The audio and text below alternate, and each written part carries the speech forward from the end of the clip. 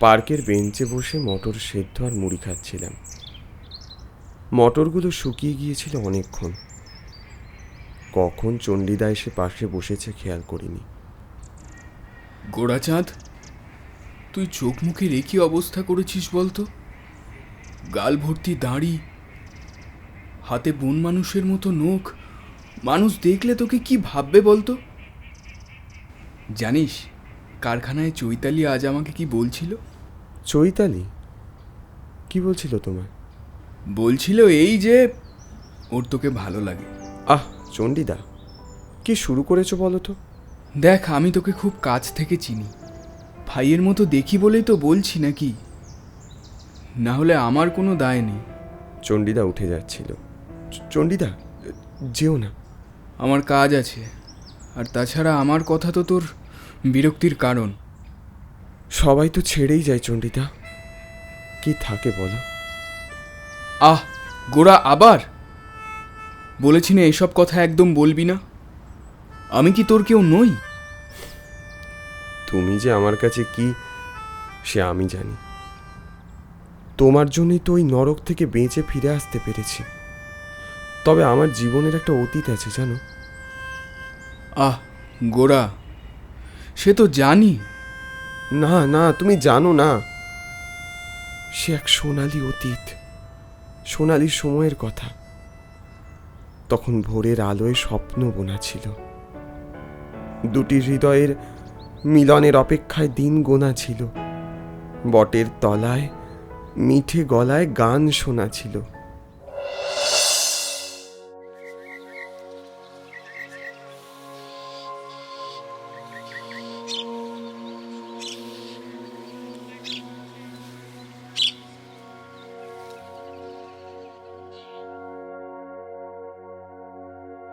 সকাল বেলার আলোয় বাজে বিদায় ব্যথার ভৈরবী, আনবাসি তোর আয় কবি। সকাল বেলার আলোয় বাজে বিদায় ব্যথার ভৈরবী। কি রে, চুপ করে বসে রইলি যে? বিনি, সব সময় এমন মন খারাপ করা গান কেন গাস বলতো? তাতে কি হয়েছে? আমার ভালো লাগে তাই তোকে শোনাই। না শোনাবি না। সারাক্ষণ এরকম ব্যথা ভরা গান শুনতে আমার মোটেও ভালো লাগে না। মনে হয় তুই আমায় ছেড়ে চলে গিয়েছিস। কি জানি সারাটা জীবন এভাবে তোর কাঁধে মাথা রেখে কাটাতে পারবো কিনা। ফের ফের যদি ও কথা বলিস, আমি কিন্তু এবার চলেই যাব। উফ, তোর যেন কথায় কথায় রাগের পাহাড়। আমি যদি চলে যাই তুই কি আর বিয়ে করবি না? খালি খালি আর কি। দাঁড়া দাঁড়া, তোর হচ্ছে। শুরু থেকেই কোথায় যেন বিদায় ব্যথার ভৈরবী বাজছিল। ওটারই ইঙ্গিত হয়তো ছিল বিনির গানে। একটা গোটা সমাজ, দুটো পরিবার, পাড়া প্রতিবেশী, আত্মীয় স্বজনেরা সবাই যেন উঠে পড়ে লেগেছিল আমাদের দুজনকে আলাদা করবে বলে। কোন আক্কেলে তুমি ওই মেয়ের সাথে সম্পর্কে জড়িয়েছো? ওই নিচু জাতের মেয়েকে আমি কিছুতেই ঘরে তুলতে দেব না গোড়া। মনে রেখো, এ বাড়ির একটা সম্মান আছে। পাড়ায় তো ঢিঢি পড়ে গেছে, এ বাড়ির মান পুরো ধুলোয় মিশিয়ে দিলে। তোমার ছেলেকে বলে দাও সুলোচনা, বাবার আদেশ অমান্য করে যদি ওই মেয়ের সাথেও যোগাযোগ রাখে, তবে ভবিষ্যতে ওর সাথে এ বাড়ির আর কোনো সম্পর্ক থাকবে না। মুখ নিচু করে ঘর থেকে বেরিয়ে এসেছিলাম সেদিন। পরে খবর পেয়েছিলাম বিনির বাড়িতেও আমাদের সম্পর্কের কোনো ঠাঁই হয়নি। 2-3 দিনের মধ্যে বড় লোকের বাড়িতে বিনির বিয়ে ঠিক হয়ে গেল। আমার চোখের সামনে আমার স্বপ্নের খেলাঘরটাকে টুকরো টুকরো হয়ে যাওয়ার দিনে, সেই ভয়ঙ্কর কাল বেলার সামনে দাঁড়িয়ে আমি নিজেকে ধরে রাখতে পারিনি সেদিন। তারপর যখন জ্ঞান ফিরল, সে গল্প সবার জানা। আমায় ছেড়ে দাও, ছেড়ে দাও, ছেড়ে দাও আমায়, ছেড়ে দাও। আমি পাগল নই, আমি পাগল নই। না, কেউ আসেনি সেদিন। যে পরিবার, যে সমাজের জন্য আমি আমার বিনিকে হারালাম, তারা আমায় পাগল ভাবলো। তাছাড়া ওটা তো একটা নরক ছিল। দিনের পর দিন, রাতের পর রাত আমি ওদের শারীরিক আর মানসিক অত্যাচারের শিকার হয়েছি। বাড়ির লোক জিজ্ঞেস করলেই বলতো আমার নাকি চিকিৎসা চলছে। ভাগ্যিস তুমি এসেছিলে চণ্ডীদা সেই দিন, নইলে ওরা আমায় মেরেই ফেলতো। বুঝলাম। পৃথিবীতে বহু মানুষের জীবনের গল্পেই এমন সব অন্ধকার অতীতের খোঁজ পাওয়া যায়। আসলে কি বলতো, মানুষ পরিস্থিতির শিকার। চল এখন কাজে চল, কারখানায় ছুটির পর আজ আবার এক জায়গায় যেতে হবে। কোথায় যাবে? ওই কাছাকাছি একটা অ্যাসাইলামে কিছু টাকা ডোনেট করতে যাব। জানিস তো আমি এসব করি। প্রতি মাসেই মাইনে পেলে আপনি এসব দিয়ে যান, এহে বড় ভালো লাগে আমার। আসলে নিজের ছেলেটা তো অকালেই চলে গেল।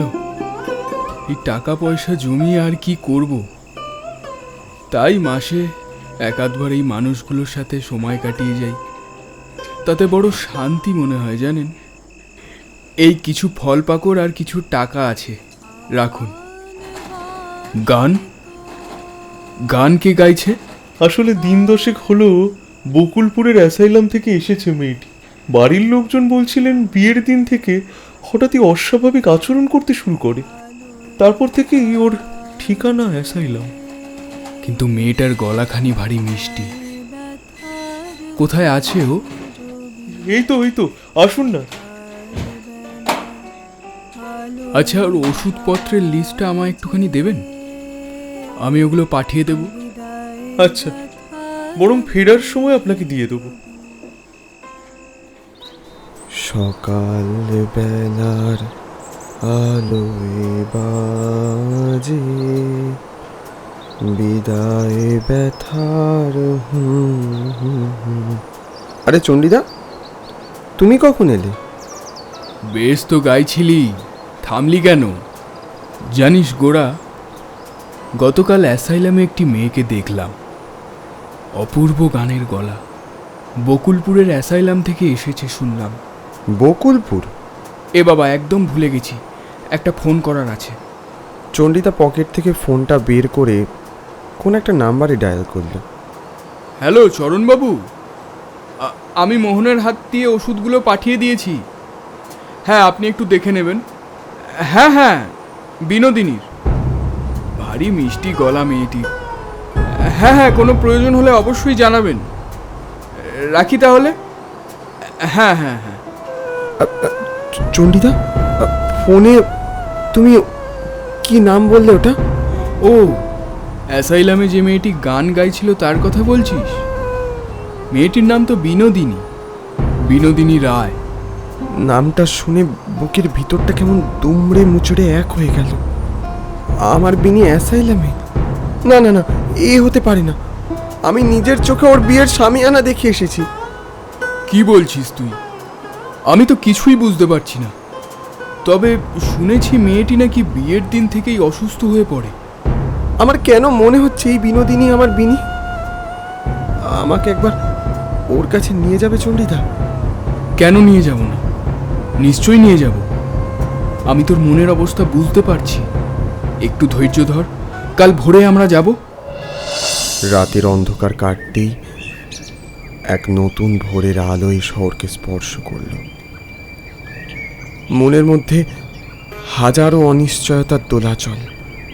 এই বিনোদিনী কি আমার বিনি? চণ্ডীদার সাথে আমিও সেই অ্যাসাইলাম চত্বরে প্রবেশ করলাম। তখন গোটা অ্যাসাইলাম জুড়ে অচেনা মানুষের ভিড়, লোকজনের ছোটাছুটি, হাহাকার। খটকা লাগলো। চণ্ডীদা শশব ব্যস্ত হয়ে কর্মরত চরণবাবুকে বললেন, কি হয়েছে? এত ভিড় কেন? চরণবাবু মাথা নিচু করে বললেন, আর বলবেন না, একটা বড় দুর্ঘটনা ঘটে গেছে। কাল যে মেয়েটিকে আপনি গান গাইতে দেখলেন, যার জন্য আপনি ওষুধের ব্যবস্থা করলেন, হ্যাঁ, কি হয়েছে ওর? কাল রাতেই হঠাৎ ভয়ঙ্কর রকমের শ্বাসকষ্ট শুরু হয় মেয়েটির। কি জানি কেন এমন করছিল। তারপর তারপর আর কি, ডাক্তার ডাকার আগেই সব শেষ। ডাক্তারবাবু এসে বললেন কার্ডিয়াক অ্যারেস্ট। মেয়েটি আগের দিন রাত্রেই বলছিল ওকে বিয়ের সাজে সাজিয়ে দিতে। কেন বলছিল জানি না। উন্মাদের মতো ছুটে গেলাম ওই ঘরে। ততক্ষণে আমার বিনিকে সাদা চন্দনে সাজিয়ে দিয়েছে ওরা। মনে পড়ল কালকের দিনই আমাদের শেষ দেখার দিন ছিল। এগিয়ে গেলাম, বিনির আলতা পরা পা দুটো জড়িয়ে ধরলাম নিচে। আমার সমস্ত চেতনা, সমস্ত শরীর জুড়ে তখন বিদায় ব্যথার ভৈরবী বাজছে।